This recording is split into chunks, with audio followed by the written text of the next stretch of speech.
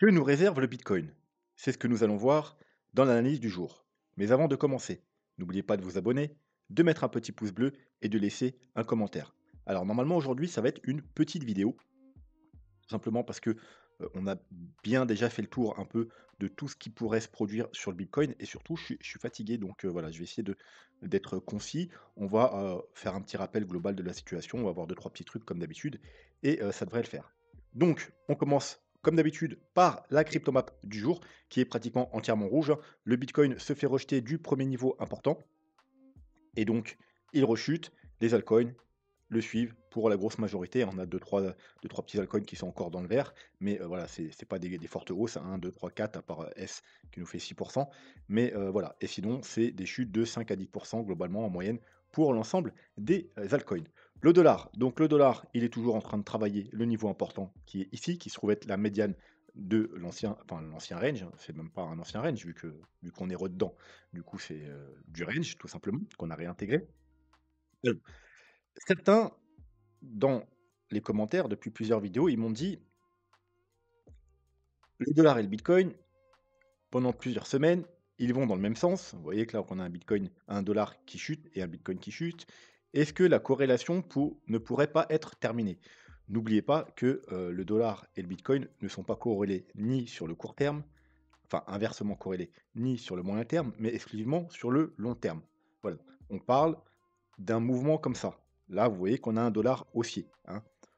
On n'est pas obligé d'être corrélé dans les mouvements, les intra-mouvements. C'est vraiment sur le mouvement. Là, on a un dollar haussier, là, on a un dollar baissier. Les intra-mouvements, on s'en fout. Là, on a un dollar haussier, là, on a un dollar baissier. Là, on a un dollar haussier, là, on a un dollar baissier. Et là, c'était un bull run sur le Bitcoin, un bull run sur le Bitcoin, un bull run sur le Bitcoin et un bull run sur le Bitcoin. Voilà, c'est uniquement sur le très long terme. Maintenant, il y a trois possibilités pour le dollar. Première possibilité, et là, c'est un bon moment pour le faire. On crée une sorte de bottom ici. Ça veut dire que là, en fait, on a déjà trouvé un bottom ici. On a fait une première vague haussière. Là, c'est juste une correction. On trouve un bottom dans cette zone. Et puis, on reprend la hausse. Et puis, on monte pendant plusieurs mois. On vient casser la zone de rechargement de short, faire des nouveaux sommets. On a un dollar haussier pendant plusieurs mois. Et donc, on invalide la tendance baissière qui est là, hein. Donc, on ne sera plus en tendance baissière sur du long terme, on sera finalement dans une nouvelle tendance haussière qu'aura commencé là. Et là, à aucun moment, je vois le Bitcoin qui puisse monter, qui puisse refaire aller des nouveaux plus hauts et aller atteindre des objectifs au-delà des 110 000 dollars. L'inverse, deuxième possibilité, la zone ne tient pas et voilà, comme que je vous ai montré, on avait fait là, vous voyez que là, on a une mèche, une bougie là, hop, une grosse bougie de décrochage équivalente à celle-là. Là, on est revenu chercher, bah, il n'était pas encore créé, mais le haut du canal et puis ensuite, on a continué à chuter pendant plusieurs mois. Donc on peut faire la même pour venir, par exemple, rechercher ce gros niveau, qui est tout simplement une trendline qui dure depuis, 2008 sur le dollar.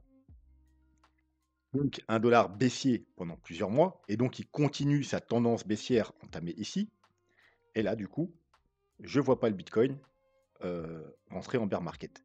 Au contraire, je le vois aller faire des niveaux plus hauts. Il est sur la tendance baissière long terme, donc le Bitcoin commence ça continue, au contraire, sa tendance haussière long terme. Au contraire, si on a trouvé un bottom là et qu'on change de tendance, eh bien, le Bitcoin a probablement trouvé un top et du coup change sa tendance. Il passe tout simplement en tendance baissière. Voilà, donc c'est uniquement sur le long terme. Bien entendu, il y a un dernier scénario et alors, je vais pas dire que c'est le pire pour les cryptos parce que le pire, ce serait effectivement que le dollar reparte à la hausse. Mais ce serait le pire au niveau de l'analyse. Ce serait quoi? Parce que le dollar, bah, il est pas obligé d'aller soit en haut, soit en bas. Il peut nous casser les couilles et continuer à ranger comme ça pendant les 6 prochains mois, voire un an. Et donc dans ce cas-là, bon, bah, malheureusement, le bitcoin, il peut faire ce qu'il veut. Il pourra soit monter, soit descendre. Voilà, donc moi personnellement, je préférerais l'un ou l'autre des scénarios pour au moins que ça soit plus clair, dans l'analyse pour rapport au dollar. Parce que là, s'il commence à venir là, à rebondir, à revenir là, à revenir là, et puis à nous faire des trucs comme ça entre les 100 et voire même les 108, voilà. Bon, bah, du coup, ça pourra pas trop nous aiguiller, pour le bitcoin, malheureusement. Voilà, donc maintenant, bien entendu, ce qui nous importe, voilà, si vous voulez un comparatif sur du plus court terme, c'est pas le dollar, c'est les marchés traditionnels. Alors encore une fois, les marchés traditionnels et le bitcoin ne sont pas corrélés dans les hausses. Le marché traditionnel, il peut monter et le bitcoin chuter. Ça veut dire que on peut très bien avoir un rebond là et reprendre la hausse et aller faire de nouveau plus haut et un bitcoin en bear market. Ça ne pose aucun problème, ça s'est déjà vu plusieurs fois. Le bitcoin ne se corrèle pas avec les marchés traditionnels à chaque fois qu'ils sont haussiers. Mais par contre, le bitcoin se corrèle avec les marchés traditionnels à chaque fois qu'ils sont baissiers. Donc, une hausse, une reprise haussière des marchés traditionnels ne nous certifie pas qu'on a un bitcoin qui va reprendre la hausse. Il peut très bien continuer sa chute. Mais en tout cas, une continuité de chute, de crash sur les marchés traditionnels, ça par contre, ça nous donne obligatoirement un bitcoin baissier. Voilà. Donc, bien évidemment, tant qu'on n'aura pas un retournement de tendance sur le marché traditionnel, on n'aura pas un retournement de tendance sur le bitcoin. Et bien entendu, même si on a un retournement de tendance sur les marchés traditionnels, ça ne nous certifie pas qu'on aura un retournement de tendance sur le bitcoin. Mais en tout cas, ça nous enlève une grosse épine du pied. Ça veut dire que ce ne sera pas la raison pour laquelle le bitcoin continue de chuter. Ce sera tout simplement parce qu'il doit chuter, parce qu'il est en bear market, par exemple. Voilà. Donc, sur du court terme, c'est pas le dollar qu'il faut regarder, c'est les marchés traditionnels. Tant qu'ils vont baisser, le bitcoin, il va baisser. Puisque tout simplement, quand les marchés à risque sont baissiers, les investisseurs sortent des marchés à risque et le marché le plus risqué, ça reste jusqu'à présent les cryptos. Voilà. Donc maintenant, on peut aller voir le bitcoin. Donc, je vous avais donné un gros niveau qu'on allait probablement aller retester, le niveau minimum qu'on allait retester avec ce rebond qui est potentiellement, pour l'instant, juste un rebond, tant qu'on n'a pas jusqu'à preuve du contraire. Donc c'était les 84 000 $. Pourquoi? Parce qu'il y avait ma petite ligne blanche, tout simplement, un niveau de support résistance. Mais également, on a les 0,236 de toute la chute, c'est-à-dire du top jusqu'au bottom. Mais également, on a bien entendu notre fameuse moyenne mobile 200, hein, celle qu'il faut à tout prix récupérer dans un premier temps pour repasser haussier par rapport aux moyennes mobiles. Parce qu'un actif, je vous rappelle, il est haussier par rapport aux moyennes mobiles quand il est au-dessus de la moyenne mobile 200 et lorsqu'on est sous Golden Cross. Golden Cross qui a eu lieu ici. Là, on n'est pas encore baissier par rapport à cet indicateur, on est neutre parce qu'on est sous la moyenne mobile 200, mais on n'a pas encore eu de death cross. Et on est très loin encore de l'avoir. Et lorsque ça va produire, vous savez, en général, il y a un gros rebond. Mais c'est juste un rebond ensuite pour aller plus bas. Quoi qu'il en soit, bon, bah, ça a bloqué. Voilà, ça a bloqué la moyenne mobile 200, le niveau de support résistance et les 0,236 de ce mouvement. Pour l'instant, ils n'ont pas laissé passer. Donc, c'était bien évidemment un niveau pour ceux qui ont pris des trades comme moi par ici, 77-78 000 $ pour jouer le rebond du gap, qu'il fallait prendre un TP1 ou au moins un TP de sécu, mettre le stop à break-even, parce que c'est dommage quand on est dans un trade gagnant de le transformer en trade perdant. Donc si on devait aller faire des nouveaux plus bas et que vous n'avez pas mis la break-even, vous n'avez pas pris des profits, c'est dommage de transformer un trade gagnant, un trade potentiellement 10%, de le transformer en trade perdant. C'est quand même dommage. Donc toujours, la première chose à faire dans un trade, c'est dès que c'est possible, se protéger. Voilà, parce que la première chose qu'on cherche à faire, que ce soit en trading ou en investissement, c'est pas de gagner de l'argent, c'est déjà de pas en perdre, hein. Si déjà vous en perdez pas, c'est déjà bien. Voilà, c'est que vous avez les bases. Ensuite, gagner, c'est une autre étape, hein, mais déjà on essaye de pas en perdre. Donc, on a toujours le même niveau. Il bouge pas, c'est les 84 000 $, le premier niveau à passer pour espérer aller chercher les niveaux au-dessus. Donc les niveaux au-dessus, au niveau des moyennes mobiles, on a la EMA 21 qu'on a cassé ici, et depuis, vous voyez, on n'arrive pas à chaque fois à faire résistance. Donc c'est les 87 000 $. 87 000 ça tombe bien. Il y a quoi? Il y a à peu près notre gap, hein, qui se trouve aux 80, à peu près aux 87 000 le gap qui a été ouvert ici. Donc bien entendu, on pourrait aller juste combler le gap, mais on va repartir à la baisse et ce serait toujours juste le petit rebond qu'on a fait ici. Donc, premier niveau 84, toujours le même. Si on le casse, on va probablement se diriger vers les 90, les 87 000 Je pense même que on va les casser. Alors, pas forcément longtemps, mais juste pour aller rechercher le gros niveau, parce qu'on va voir, il y a un gros niveau dessus. Et puis peut-être pour faire rentrer les gens, simplement parce que les gens vont être méfiants ici. Bah, ils vont se dire, on vient combler le gap et on va peut-être partir plus bas. Donc, on va attendre de casser ce niveau-là. Donc, si on y vient, je pense qu'on va le casser un petit peu. Et qu'on va aller rechercher tout simplement le plus gros niveau. Alors, je vais enlever les moyennes mobiles. Hop, allez, je vais nous mettre un petit RSI, tiens, c'est très bien. Le plus gros niveau, qui est une confluence, une énorme confluence. Toute cette zone, il y a énormément de confluence. Alors, qu'est-ce qu'on a? Alors, déjà, ici, on a à peu près les 87 000 hein, c'est le premier niveau, donc c'est le niveau du gap. C'est le niveau de la moyenne mobile 21. Et c'est le bas de la zone de rechargement de short du dernier mouvement baissier. C'est-à-dire, on parle de vraiment ce dernier mouvement baissier-là.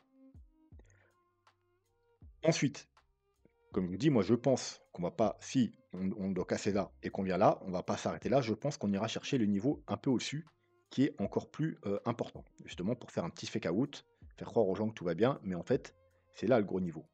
Parce que là, on a quoi? On a aux 89 000 on a le haut de la zone de rechargement de short du dernier mouvement baissier.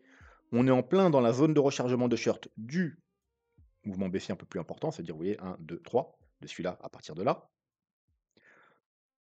On a la trendline baissière. Donc voilà, hop, casser ce niveau. Moi, je pense qu'on ira minimum là, mais je pense qu'on ira faire une petite excursion au-dessus pour faire croire aux gens qu'on n'est pas venu seulement combler le gap, mais qu'on va aller plus haut.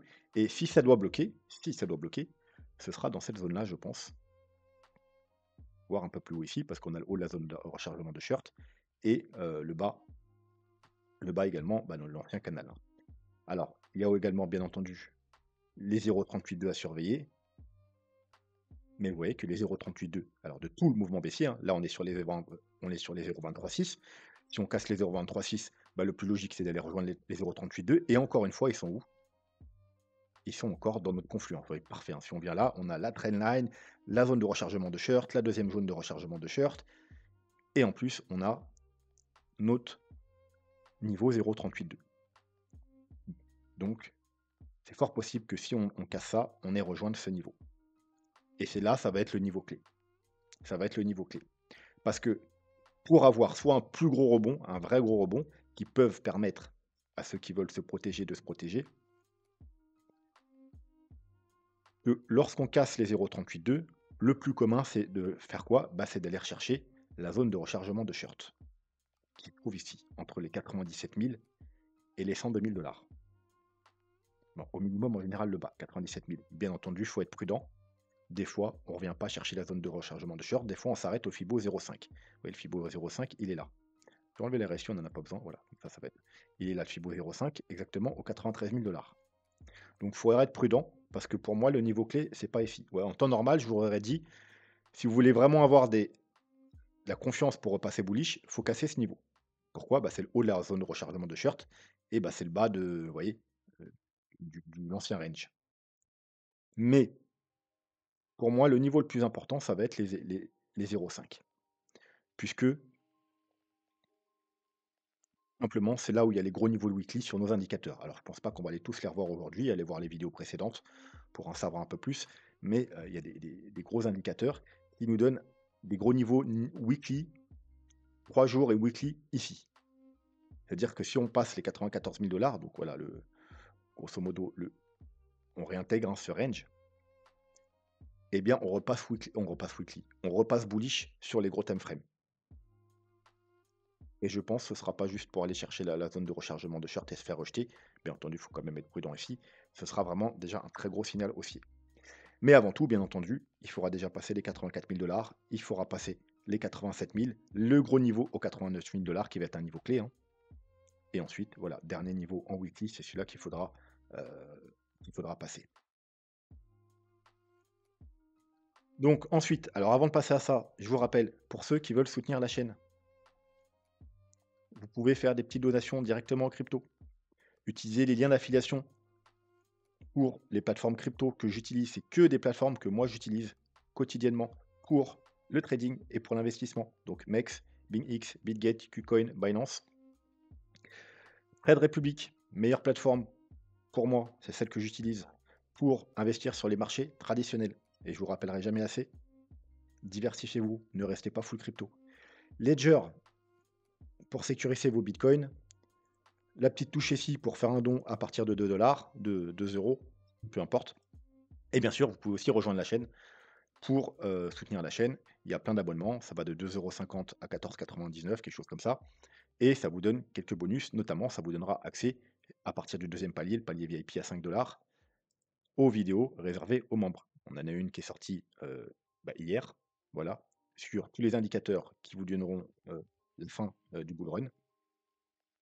Et il y en a une qui va arriver dans les jours qui viennent sur comment sortir du marché, comment se protéger du marché, comment rester dans le marché, enfin tout ce qu'on peut faire pour les mois à venir, que le Bitcoin soit baissier, qu'on rentre en bear market ou qu'on fasse des nouveaux plus hauts. Voilà, c'est la prochaine vidéo. Donc voilà, et puis bien entendu, comme d'habitude, le meilleur moyen de soutenir la chaîne gratuitement, c'est tout simplement de vous abonner, de mettre un petit pouce bleu et de laisser un commentaire, hein. Ceux qui regardent les vidéos sans être abonnés, prenez 2 secondes, c'est un clic et moi ça m'aide beaucoup. Je suis pas une grosse chaîne, j'ai pas 20, 30, 40, 50 000 abonnés. Donc chaque abonné, pour moi, c'est vraiment, important. Le moindre petit abonné, c'est vraiment important. Donc n'oubliez pas de vous abonner et même d'activer la petite cloche aussi également. Donc bref, ce graphique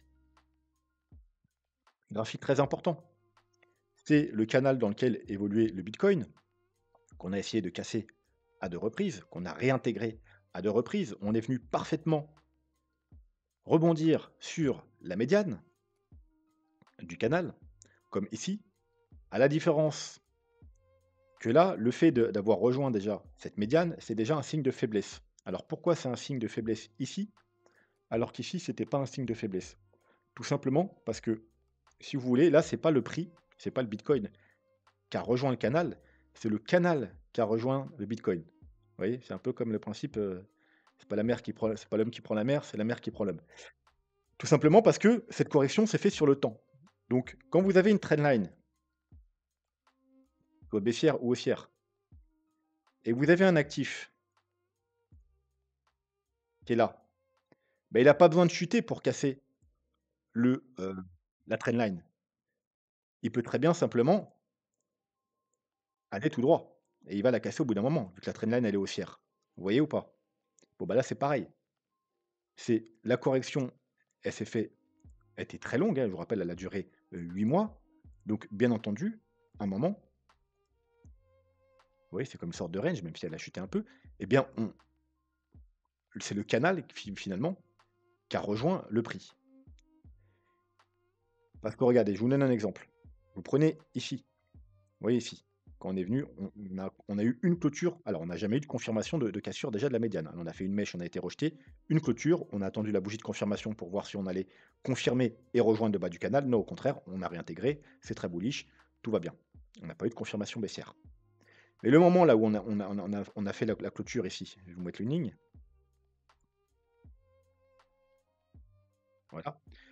Si on n'avait pas une correction 8 mois, mais on aurait une correction puissante, bah, ce niveau-là, on aurait été seulement là. Vous voyez? À ce moment-là, hein, là, on avait une correction puissante, comme on a là. On serait seulement revenu là, on ne serait pas revenu là.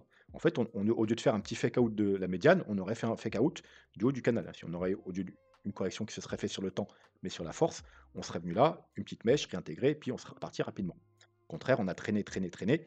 C'est pour ça qu'on est revenu sur la médiane. Mais on ne l'a pas cassé, donc tout va bien. Là, par contre, c'est le Bitcoin qui est venu rechercher. Donc ça monte la médiane. Venir faire un pullback sur le canal, le haut du canal, faire un petit fake out réintégré, c'est ce qu'on voulait, hein. Ici, hop, on casse le canal, on casse ici, voilà, cette bougie-là était parfaite et on réintègre et on veut monter. Là, le fait que Bah, on est clôturé, on savait qu'on allait revenir rejoindre le bas. On est revenu rejoindre le bas, il y a une petite réaction, mais maintenant, il faut à tout prix tenir. Déjà, c'est un signe de faiblesse de revenir dans la médiane du canal, hein. Nous, on veut rester, bullish, donc on aurait voulu rester au-dessus du canal. Donc c'est un signe de faiblesse. Maintenant, il ne faut pas confirmer ce signe de faiblesse, c'est-à-dire avoir des confirmations sous la médiane, chose qu'on n'a même pas eu ici. Donc clôture, bougie de confirmation. Sinon, on va faire quoi? Eh ben, on va aller rejoindre le haut du canal, hein. C'est comme ça que ça se passe, hein. On casse, on vient là, on casse, on vient en bas, on casse, on vient en haut, hop, on s'appuie, on peut repartir, on casse, on vient en bas, on casse. C'est un canal, c'est comme ça que ça se passe avec la médiane. Voilà, on casse, on vient chercher la médiane, on valide pas, on peut remonter, on fait des plus hauts, on recasse, tac tac, on casse, on vient chercher la médiane, on casse, on va venir chercher le bas. Et le bas, il se trouve vers les. Alors, actuellement, cette semaine, il se trouve aux 63 000 $. Mais alors, à moins qu'on ait une bougie aussi dégueulasse comme ça, ce sera dans 1 ou 2 semaines, on sera plus ou moins vers les 65 000 $. Et bien entendu, alors ce sera déjà très bearish, hein, extrêmement bearish, parce qu'on retournera dans la partie du début du bull market et on n'est pas censé. Je vous rappelle, un bull market, jusqu'à présent, ils ont à peu près eu tous la même gueule, c'est-à-dire qu'on a eu un an de bear market, puis ensuite un an, en gros, on a un début de bull market, mais on consolide, voilà, c'est pas très violent, vous voyez, c'est plutôt, on monte un peu à l'horizontale. C'est un début de bull market, c'est tranquille. Et ensuite, dès qu'on casse le niveau important, hein, celui-ci, c'était ici, ce niveau-là, hein, qu'on est venu. Première vague, on consolide. Dès qu'on le casse, aïe, c'est le début du bull run. On n'est plus en bull market, on est un bull run. Un bull run, c'est quoi? Un bull market, je vous rappelle, c'est un marché haussier, hein. Marché haussier, il commence là, la fin du marché baissier. Marché haussier. Un bull run, c'est un fort marché haussier. Donc il commence là. Là, on est tranquille, et puis là, accélération, accélération. On veut pas retourner dans la partie où on était en début de bull market, où on n'était pas en bull run. On veut rester en bull run. Et pour ça, bah, faut pas réintégrer cette partie. Bon, bien entendu, il y aura le support de la dernière chance. L'ultime, c'est le bas du canal. Mais à partir du moment où on sort du canal, eh bien, on sort de cette structure haussière, tout simplement, hein. Et donc, faut vous attendre à chuter considérablement, hein, d'être en bear market si vous préférez. Donc, c'est vraiment ce qu'on veut éviter. Maintenant,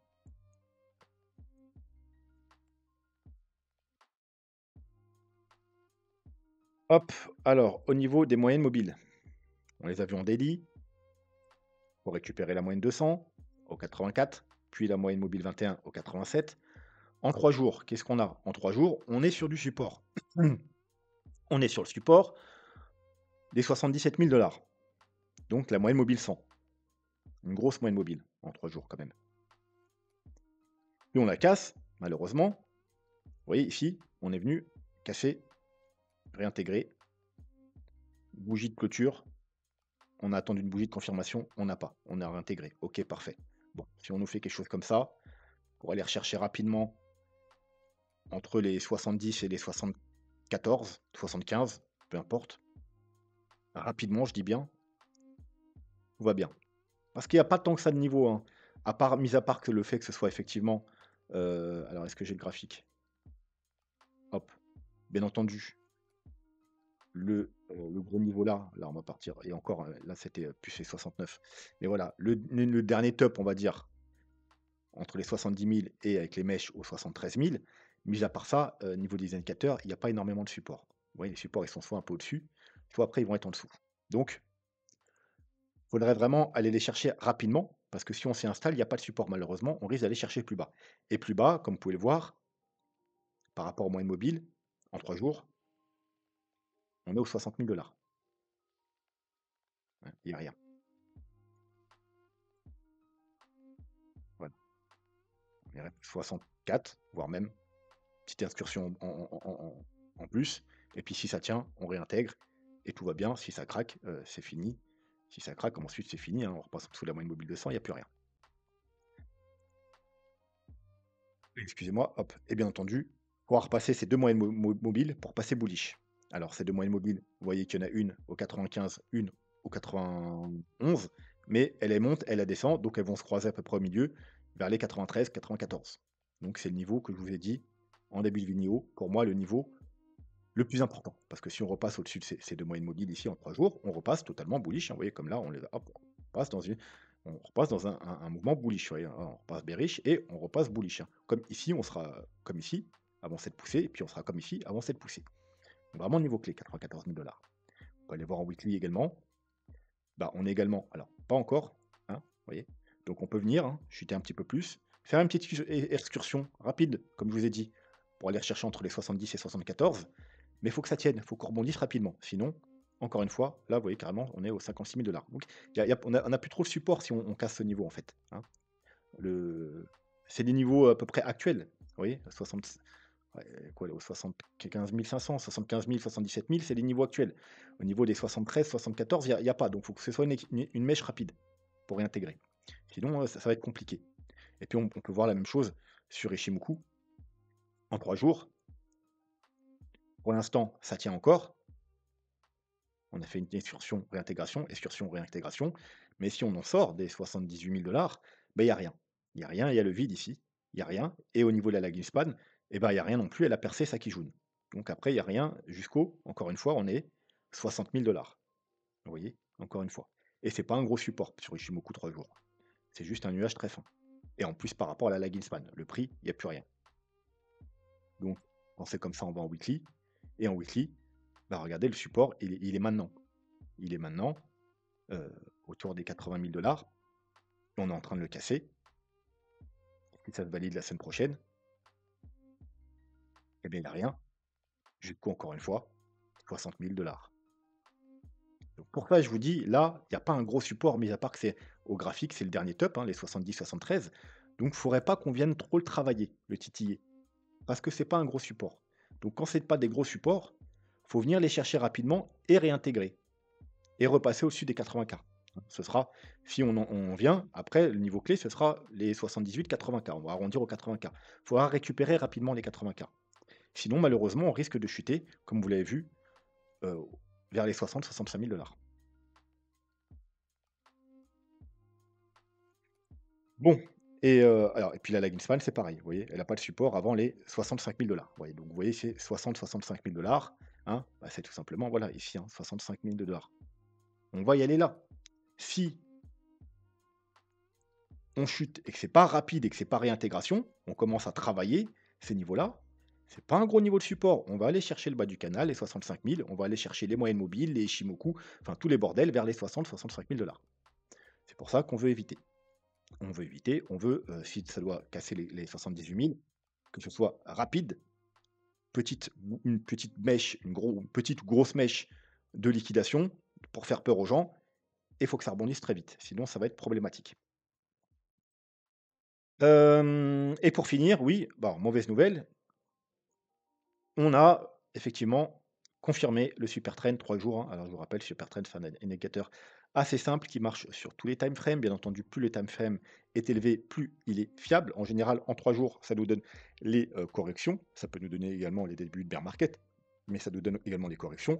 Mais en général, vous voyez, quand on passe, on est venu ici, on est resté bloqué pendant plusieurs mois avant de pouvoir repasser haussier. Ici, on est bloqué encore pas mal de temps, peut-être 2 mois avant être haussier. Ici, on peut dire c'est un demi fake out parce qu'on n'est pas resté longtemps avant qu'il repasse en vert, mais finalement, bah, vous voyez, on a quand même mis, encore une fois, plusieurs mois avant de repasser réellement haussier. Bon, ici, c'était début du bear market. Ici, le Covid. Ici, bear market. Ici, bah, on a eu. Vous voyez qu'on est à peu près, finalement, regardez, on est à peu près dans la même situation là, hein. Vous voyez, hop, on a un petit truc ici, hop, petite consolidation, un niveau, on le casse, un niveau, on le casse. Ouais, on est exactement ici. Alors ça ne veut pas dire qu'il va se passer la même chose, mais il pourrait se passer la même chose. À la seule différence, c'est que si on fait ça ici, ben on sera en bear market. Voilà. Et on n'aura probablement pas la chance de faire une flat et d'aller retester les sommets ou faire des nouveaux plus hauts. Parce que c'est quelque chose qui est plutôt rare sur les gros time frames, les flats. Alors, hein, je vous rappelle, euh, allez voir la vidéo, hein, pour les nouveaux sur la chaîne qui se trouve ici pour savoir de quoi je parle. On en parle un peu d'héliotisme. C'est la vidéo tuto vague d'Elliott. On avait une flat là, en fait, le bear market, si vous voulez, pour ceux qui ne sont pas au courant, a commencé ici. Le top, c'était vraiment ici. Ici, c'était juste une correction. Vous voyez, un mouvement haussier ne se fait pas en 3 temps. 3 temps, c'est des mouvements correctifs. Un, 2, 3, c'était juste une correction, une flat. et voilà et ensuite ça s'est prolongé. Mais on va pas probablement pas faire ça, hein. Surtout que à la différence de là, vous voyez, si on devait chuter pareil, ça veut dire rechuter encore de 38,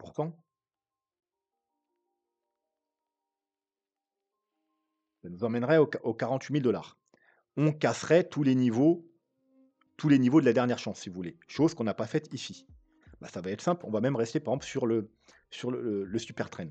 On va passer en 2 semaines. En 2 semaines, il y a pas de faux signaux, hein. C'est vous cassez, c'est bear market, vous cassez, c'est bear market, vous cassez, c'est bear market, vous cassez, c'est bear market, vous cassez, c'est bear market, point barre. Enfin là, c'était Covid, mais vous voyez, c'est une sorte de mini market. Vous voyez cette correction-là? 50. Eh bien, on est venu, c'est un très gros niveau de support, mais on a tenu une, 2, 3 mèches, on a rebondi. Tandis que si, on va passer en 3 jours, on fait la même chose que ça et on repère encore 38, comme je vous ai dit, on va chercher les 40 000 de 48, on a dit, allez, on s'en fout, 50 000 $. Bien malheureusement, 50 000 $, on sera où? On sera là. On aura allègrement cassé et validé probablement. Alors à moins qu'on fasse une mèche apocalyptique de 10 000 $ et rebondir et réintégrer avant la clôture, bon, c'est possible, hein, tout est possible sur le Bitcoin. Mais bon, c'est pas ce qu'il faut privilégier. Voilà, si on le casse, les 64 000 $, encore une fois, regardez à quel niveau il est. Il est aux 64 000 $. C'est nos fameux 64 000 $. C'est le fameux niveau ici, 64 000, 65 000. Encore une fois, si on commence à clôturer en dessous, c'est fini. Si on commence à clôturer en dessous, désolé, c'est terminé. Enfin, et statistiquement, 90 de chances que ce soit terminé. Bien entendu, hein, on se fie jamais à un ou 2 indicateurs. C'est pour ça que je vous ai fait une vidéo fin du bull run avec, alors je sais même pas combien il y en a, j'ai pas compté, 8, 10 bons indicateurs pour, voilà, qui chacun vous donner leur niveau, d'invalidation du bull market et fait avec la confluence, bien entendu, que pour vous faire une idée. Mais voilà, en tout cas, il y a pas mal déjà, d'indicateurs qui nous disent que si on casse les 64-65 000, 60-65 000 $, c'est terminé, hein. Et déjà même si là on commence à casser et ne pas réagir très vite sur la zone des 70-74, ce sera déjà problématique. Alors dernière chose sur Supertrend, donc on a eu la mauvaise nouvelle 3 jours, ce qui peut nous donner une correction soit plus importante sur le prix ou sur le temps, hein, comme finalement comme on a eu ici, hein. Vous voyez, on l'a cassé. Bon bah finalement, OK, ça nous a fait chier pendant encore 2-3 mois, heu, juin, octobre, juin, juillet, août, septembre, octobre, 4 mois même. Mais finalement, bon, bah, c'était pas catastrophique. Là, ça nous a fait chier 2 mois, mais c'était pas catastrophique. Donc, c'est pas la fin du monde, hein, tant qu'on casse pas en weekly. En weekly, c'est plus problématique, hein, on est aux 72 000 $. C'est pour ça que je vous dis, faut très rapidement, si on y vient, ne pas traîner, hein. Alors là, on l'a eu, hein, de peu. Ça s'est vraiment joué à peu, mais on l'avait eu. Mais comme je vous ai dit, c'était déjà le début d'un bull market, d'un bear market. Il ne faudra pas s'attendre à faire une flat ici, donc on aura probablement un rebond, mais on va pas aller faire du nouveau plus haut.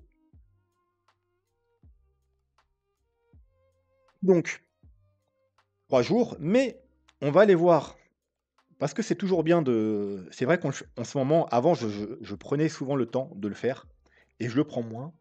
Mais d'aller faire les analyses avec les indicateurs sur le CME, qui enlèvent les week-ends où les week-ends, on va dire, c'est un peu les traders, les petits particuliers, il se passe un peu tout et n'importe quoi les week-ends. Beh, en gros, avec le gap du CME, ça vous enlève le week-end et ça vous enlève le bruit et donc c'est bien déjà des fois d'aller, même régulièrement, j'ai essayé de reprendre l'habitude, hein, on le faisait pas mal avant. C'est vrai que ça fait un moment que je le fais plus, d'aller voir les indicateurs, sur, le CME pour confirmer, en fait. Donc on est sur le CME, on est en 3 jours et puis on va se mettre le super trend et bien tout va bien. Vous voyez? On l'a pas cassé. D'ailleurs, regardez ici, on l'a pas cassé non plus, hein. Je vous montre.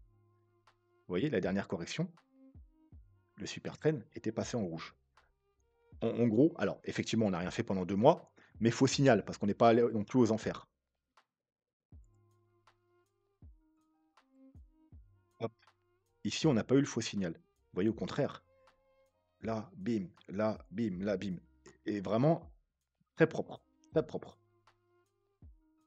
Donc, on va dire, tout va bien. Mais, eh bien, on est sur le niveau limite malheureusement, hein.